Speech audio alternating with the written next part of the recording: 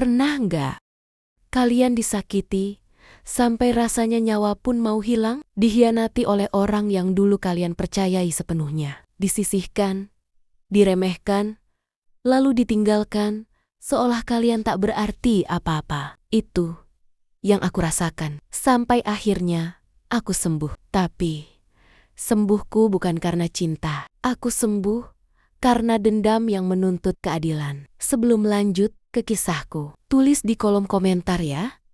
Kalian dari daerah mana nonton cerita ini? Siapa tahu ada yang pernah ngerasain luka yang sama seperti aku. Jangan lupa tekan tombol subscribe dan like.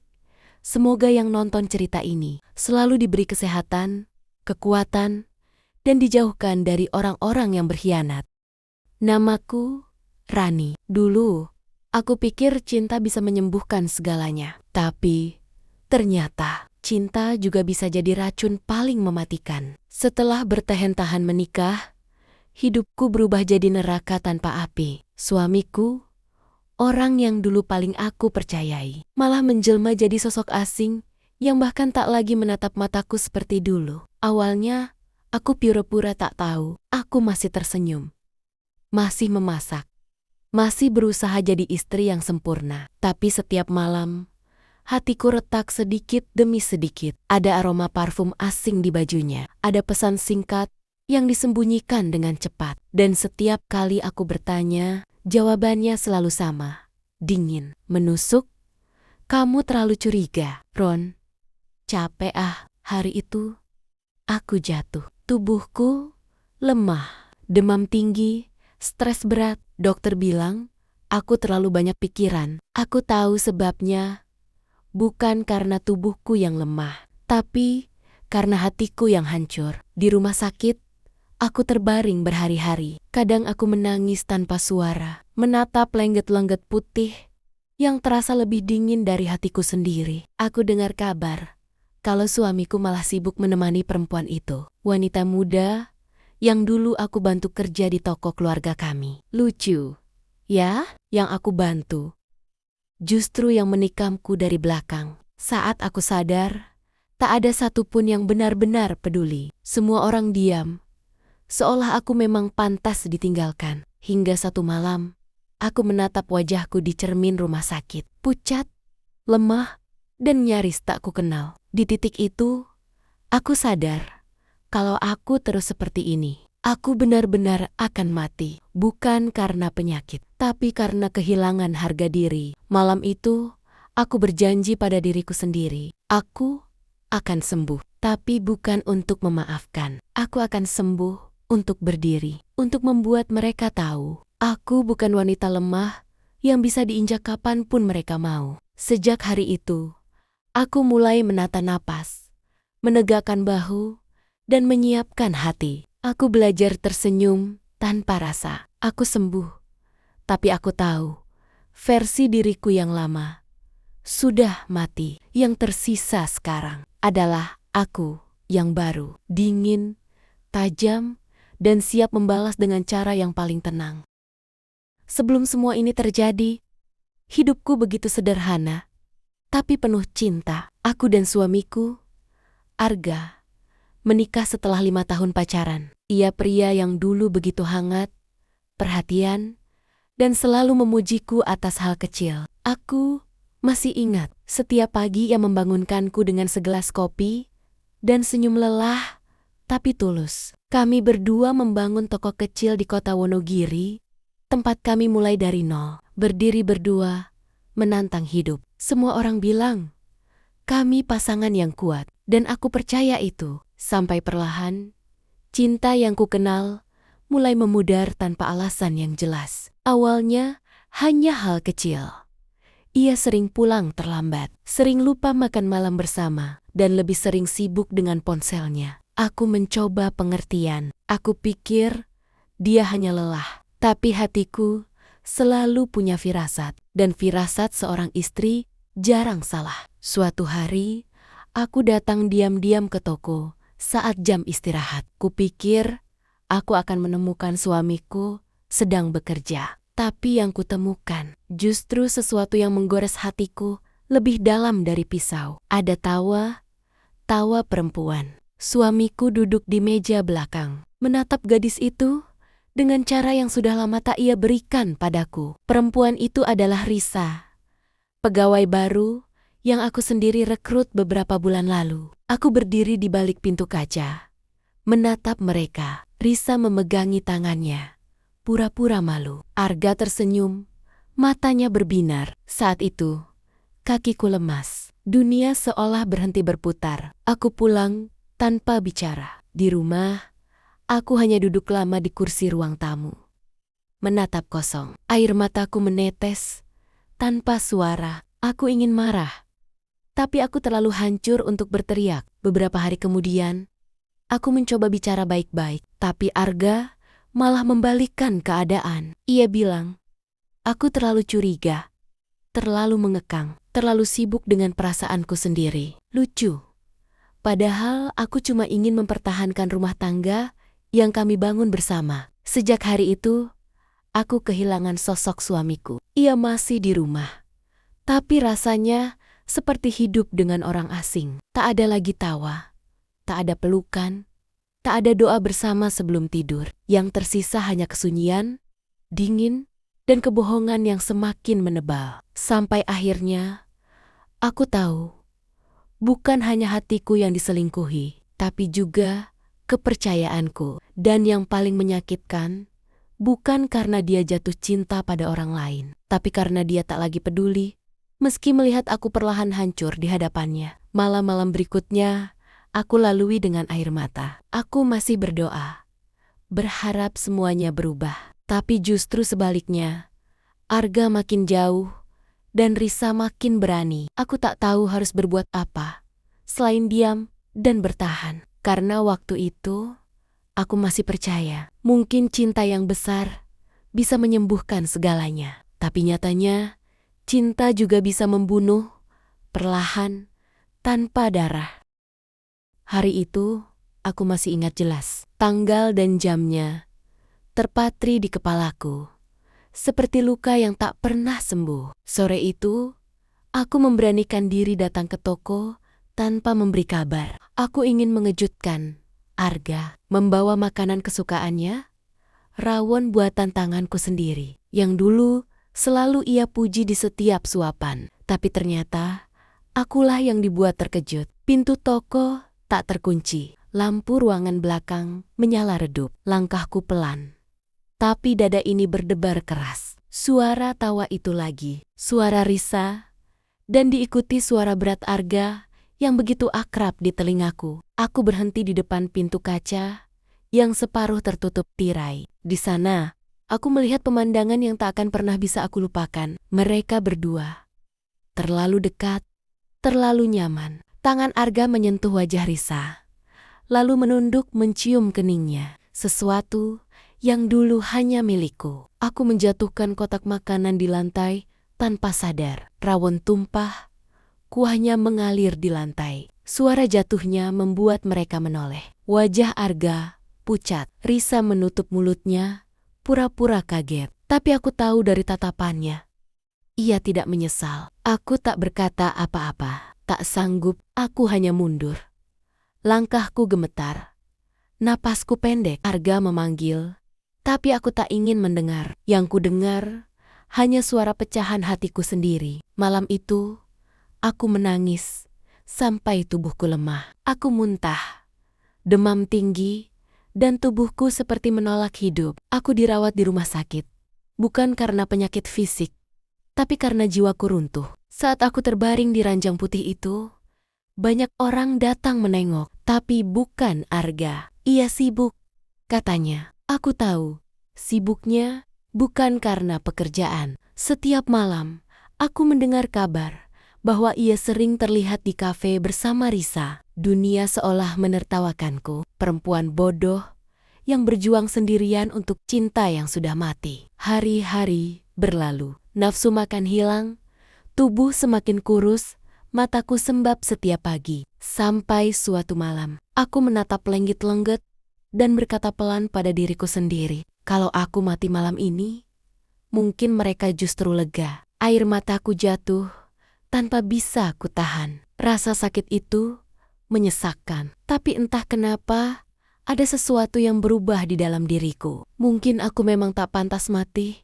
Hanya karena disakiti, aku harus bangkit. Aku harus sembuh. Tapi bukan untuk mereka. Sejak malam itu, aku berhenti menunggu Arga. Aku berhenti berharap, berhenti memohon, berhenti memaafkan. Aku mulai belajar menegakkan kepala. Meski hatiku masih compang-camping, karena aku sadar, satu-satunya cara melawan rasa sakit adalah dengan menjadi lebih kuat dari penyebabnya. Dan untuk itu, aku harus sembuh. Tapi kali ini, sembuhku tak lagi penuh cinta, melainkan penuh perhitungan. Hari-hari di rumah sakit terasa panjang dan membosankan. Setiap pagi, suster datang membawa obat. Setiap malam aku menatap jendela sambil menghitung detik yang terasa membeku. Tapi di balik semua kesunyian itu, ada sesuatu yang perlahan tumbuh di dalam diriku.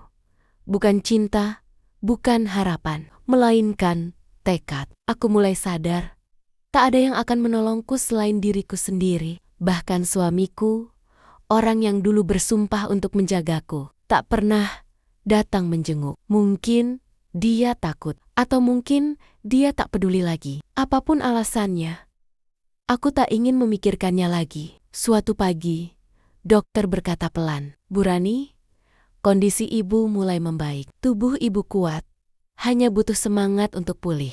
Aku tersenyum tipis. Aku tahu, tubuhku memang sudah mulai kuat. Tapi jiwaku sedang berubah jadi sesuatu yang lain. Beberapa hari setelah itu, aku meminta pulang. Di rumah, udara terasa asing. Bantal di kasur masih punya bekas kepala Arga. Lemari masih menyimpan bajunya. Tapi aku tak menangis lagi. Air mataku sudah habis. Yang tersisa hanyalah hati yang beku dan pikiran yang mulai jernih. Di depan cermin, aku menatap pantulan wajahku. Pucat, tapi mataku tajam. Aku berkata pelan pada diriku sendiri. "Rani, yang dulu sudah mati, sekarang saatnya kau hidup untuk dirimu sendiri." Aku mulai merawat diri. Kupotong rambut panjangku yang dulu disukai Arga, potongan yang katanya membuatku terlihat lembut. Kini, aku ingin terlihat kuat. Aku mulai berolahraga, makan teratur, belajar hal-hal baru yang dulu tak sempat kulakukan. Setiap pagi aku menulis satu kalimat di kertas kecil dan menempelkannya di kaca rias. Sembuh bukan berarti lupa, tapi siap untuk membuat mereka menyesal. Waktu berjalan. Aku mulai kembali bekerja. Tapi bukan lagi di toko Arga. Aku memilih membuka usaha kecil di rumah. Menjual kue yang dulu jadi kesukaannya. Ironis, ya, kue yang dulu kubuat dengan cinta, kini kubuat dengan tenang, tapi tanpa rasa. Dan anehnya, usahaku malah ramai. Rezeki datang.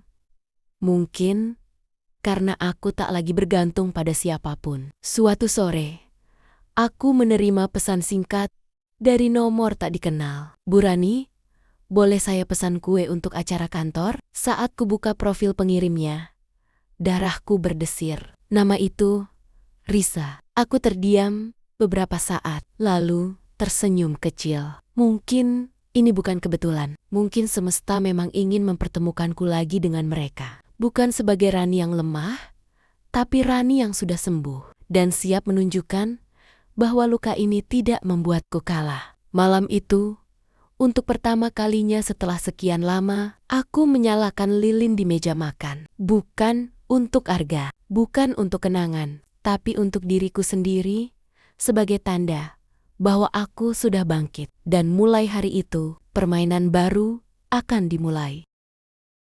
Sejak pesan dari Risa masuk ke ponselku hari itu, pikiranku tak bisa diam. Dulu, aku akan gemetar.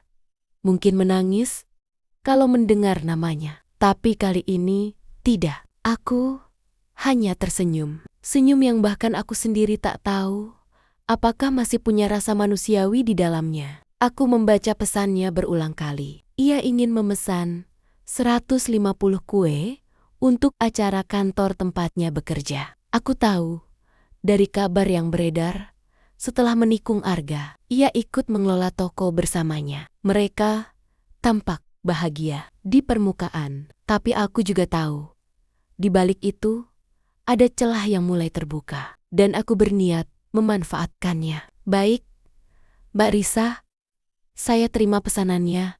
Jawabku lembut lewat chat. Aku bahkan menambahkan emoji senyum. Tak ada nada dendam, tak ada sindiran, hanya kesopanan.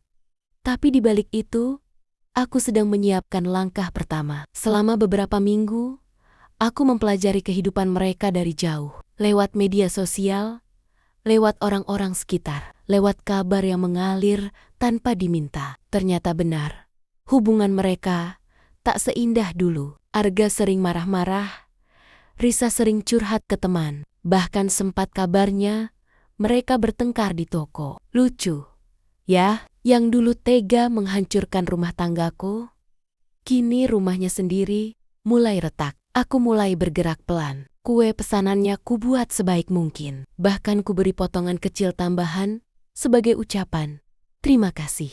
Dan di bawah kotak besar kue itu, aku selipkan sebuah kartu kecil bertuliskan, terima kasih sudah mengingatku. Kadang yang disisihkan justru lebih kuat dari yang merebut. Aku tidak menandatangani kartu itu, tapi aku tahu Risa pasti mengerti. Beberapa hari kemudian, aku mendapat kabar bahwa Risa panik dan gelisah. Ia bahkan menuduh Arga mengirim pesan itu untuk menguji kesetiaannya. Aku tertawa kecil mendengarnya. Satu langkah kecil, tapi efeknya mulai terasa. Dari situ aku tahu, aku tak perlu berteriak untuk membalas. Aku hanya perlu tenang dan cermat. Aku mulai mendekati beberapa pemasok lama toko mereka. Bukan untuk menjatuhkan secara terang-terangan, tapi cukup membuat mereka mempertanyakan kejujuran Arga. Satu demi satu, kepercayaan orang-orang terhadap toko itu mulai goyah. Dan setiap kali mendengar kabar buruk tentang mereka, aku hanya tersenyum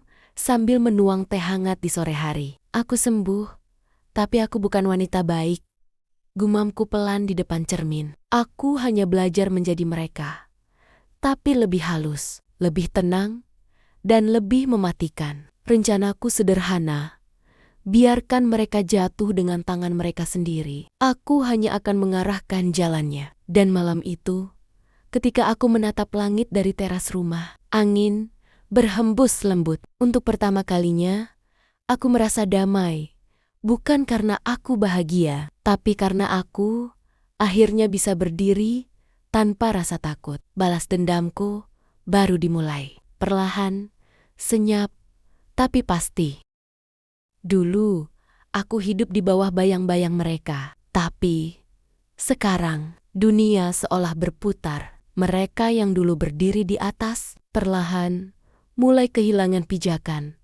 Sementara aku, yang dulu terpuruk, kini justru tenang menonton dari kejauhan. Toko kue kecilku semakin ramai. Pelanggan datang, bukan hanya dari kampung sekitar, tapi juga dari luar kota. Banyak yang memuji rasa kuenya. Katanya lembut, manisnya pas, dan selalu bikin nagih. Setiap kali seseorang memuji hasil tanganku, aku hanya tersenyum. Mereka tak tahu, setiap adonan yang kubuat mengandung cerita luka, tapi juga kemenangan. Sementara itu, kabar tentang toko Arga makin suram. Salah satu pemasok besar mereka menarik kerjasama karena masalah pembayaran. Beberapa pelanggan setia beralih ke tempat lain, termasuk ke tokoku. Dan yang paling ironis, beberapa kali Risa datang sendiri untuk membeli kue di tempatku. Pertemuan pertama setelah sekian lama itu, seperti menatap masa lalu dalam wujud hidup. Dia tampak cantik,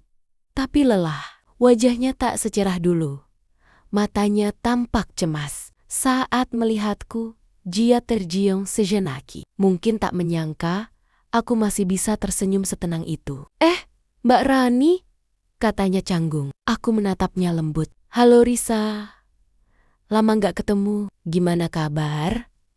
Gimana kabar? Bahagia kan? Kalimatku sederhana, tapi aku tahu ia bisa merasakan makna di baliknya. Senyumnya kaku, tangannya gemetar saat membayar. Setelah ia pergi, Aku menatap bayangan diriku di kaca etalase. Dulu aku adalah korban. Sekarang, aku adalah saksi dari kehancuran mereka yang kubangun tanpa harus menyentuh apapun. Beberapa hari kemudian, aku tanpa sengaja bertemu Arga di pasar grosir. Ia tampak berbeda. Rambutnya berantakan. Bajunya kusut. Matanya sayu. Ia memandangku lama. Mungkin tak percaya melihat aku masih berdiri gagah. "Rani, kamu kelihatan beda sekarang," katanya pelan. Aku hanya tersenyum. "Aku sembuh." "Gak, tapi bukan karena kamu." Ia menunduk.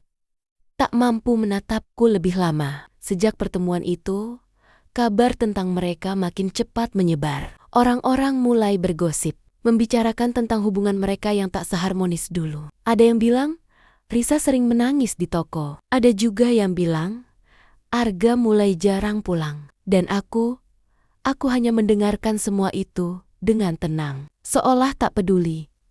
Padahal di dalam hati ada rasa puas yang tak bisa kuingkari. Namun, di balik ketenangan itu, aku tahu permainan belum selesai. Masih ada bagian dari diriku yang ingin lebih. Bukan sekadar melihat mereka jatuh, tapi membuat mereka merasakan bagaimana rasanya ditinggalkan tanpa belas kasihan. Aku duduk di depan jendela malam itu, menatap hujan yang turun perlahan. Setiap tetesnya seolah membawa kenangan yang dulu menyakitkan. Tapi kini terasa ringan. Dulu aku yang menangis di bawah hujan. Bisikku pelan. Sekarang, biar mereka yang kehujanan tanpa tempat berteduh. Dan malam itu aku tahu, waktuku akan segera tiba. Waktu untuk menuntaskan luka dengan cara yang tak akan mereka lupakan.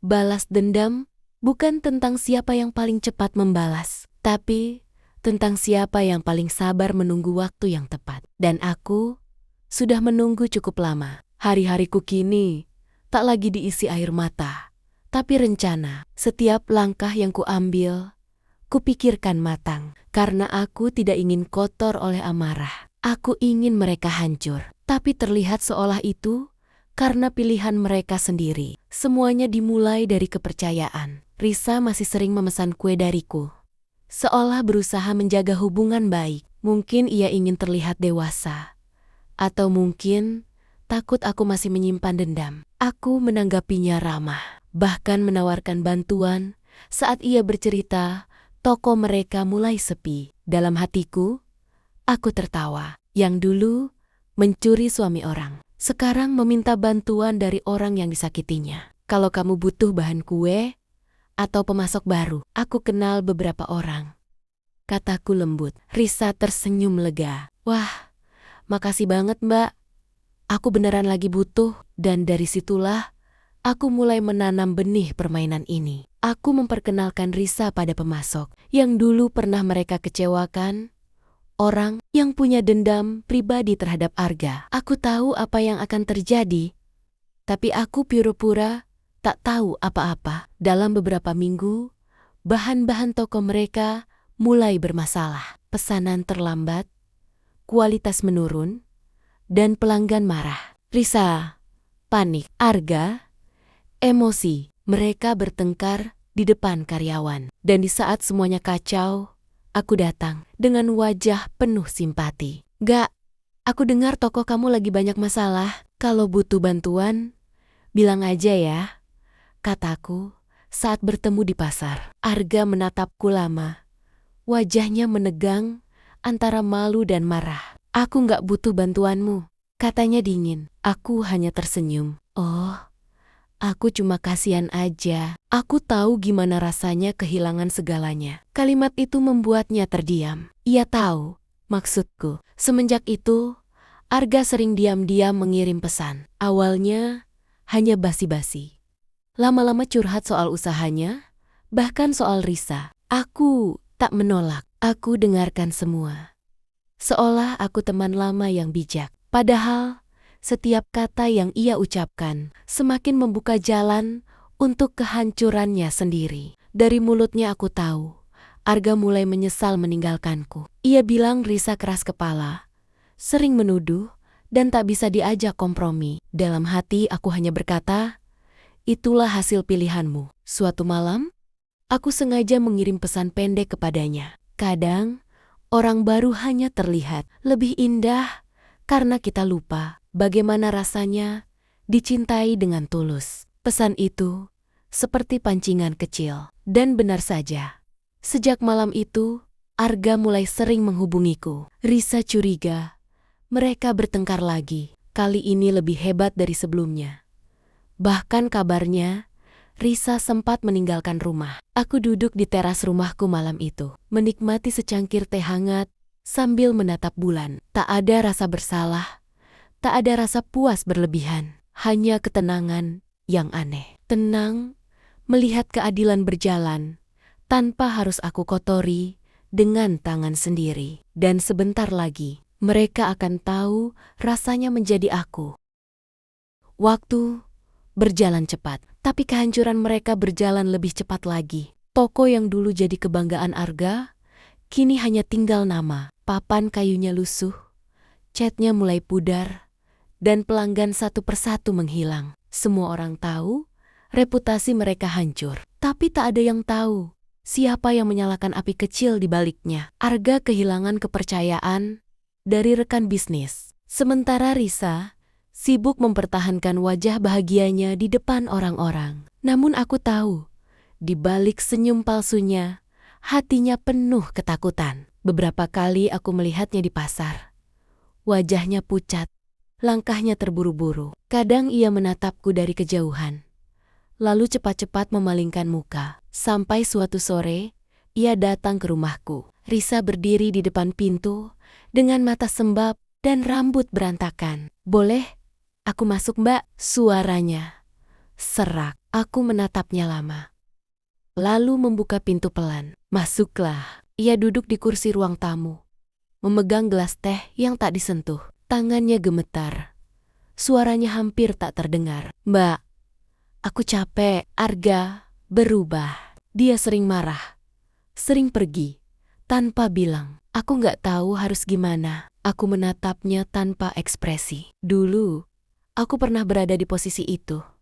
Menangis, memohon, merasa tak berharga. Kini aku melihat semua itu dari sisi yang berbeda. "Risa," kataku pelan, "kadang yang kita rebut dengan cara kotor akan pergi dengan cara yang sama." Ia terdiam, air matanya jatuh perlahan. Aku berdiri, mengambil napas dalam-dalam, lalu menatapnya dengan dingin. "Dulu aku pernah menolongmu, tapi kau malah menikamku. Sekarang, mungkin ini waktunya kau belajar bagaimana rasanya ditinggalkan." Risa menangis terseduh-seduh, tapi aku tak beranjak. Tak ada amarah, tak ada iba. Aku hanya merasa selesai. Beberapa hari kemudian, Arga datang. Ia menunggu di depan rumah. Wajahnya kusut, matanya merah. "Ron, tolong izinkan aku bicara," katanya dengan suara yang dulu pernah membuatku lemah. Tapi kali ini, tidak lagi. Aku berdiri di depan pintu, tak mempersilahkannya masuk. "Untuk apa?" "Gak, semua sudah berakhir lama." Ia menggeleng. "Aku nyesel, Ron. Aku salah ninggalin kamu. Aku pikir dia lebih baik."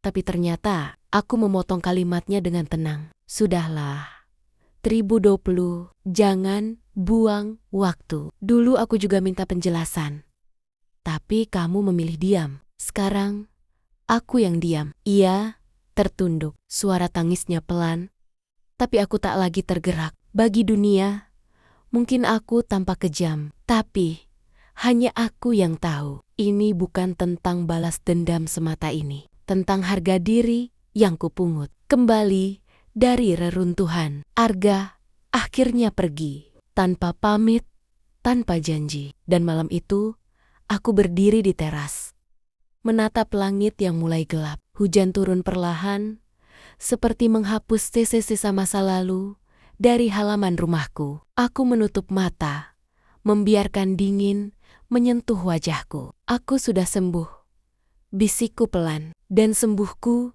bukan untuk kembali mencintai, tapi untuk memastikan mereka tahu aku tak bisa dihancurkan lagi.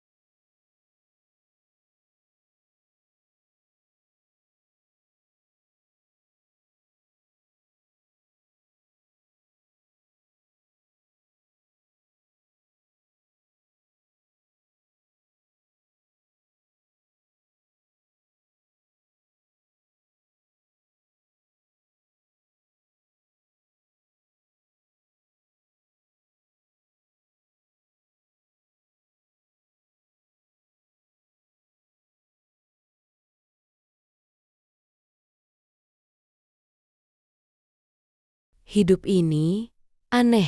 Kadang, luka yang paling menyakitkan justru menjadi guru paling setia. Aku pernah hancur, pernah ingin menyerah. Tapi ternyata, dari kehancuran itulah aku menemukan diriku sendiri. Setelah semua berlalu, rumah ini terasa jauh lebih tenang. Tak ada lagi pertengkaran, tak ada lagi tangisan.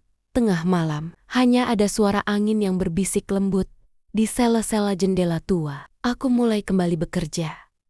Bukan di bawah bayang-bayang siapapun, tapi atas nama diriku sendiri. Usaha kecilku tumbuh pelan-pelan. Orang-orang mulai mengenalku sebagai Rani, wanita kuat yang bertahan sendirian. Tidak ada yang tahu cerita di balik senyumku, dan aku tidak merasa perlu menceritakannya lagi. Kadang, orang-orang menanyakan, kalau kamu bertemu Arga lagi, apa yang akan kamu lakukan? Aku hanya tersenyum. Aku akan mendoakan dia dari jauh, karena kini aku tahu membalas dendam bukan berarti menenggelamkan mereka, tapi memastikan diriku sendiri bisa hidup lebih baik dari sebelumnya. Aku belajar bahwa kebaikan yang disalahgunakan bisa berubah jadi kekuatan, bahwa diam bukan berarti kalah, dan bahwa sembuh tidak selalu berarti melupakan. Sembuh adalah saat kita bisa menatap masa lalu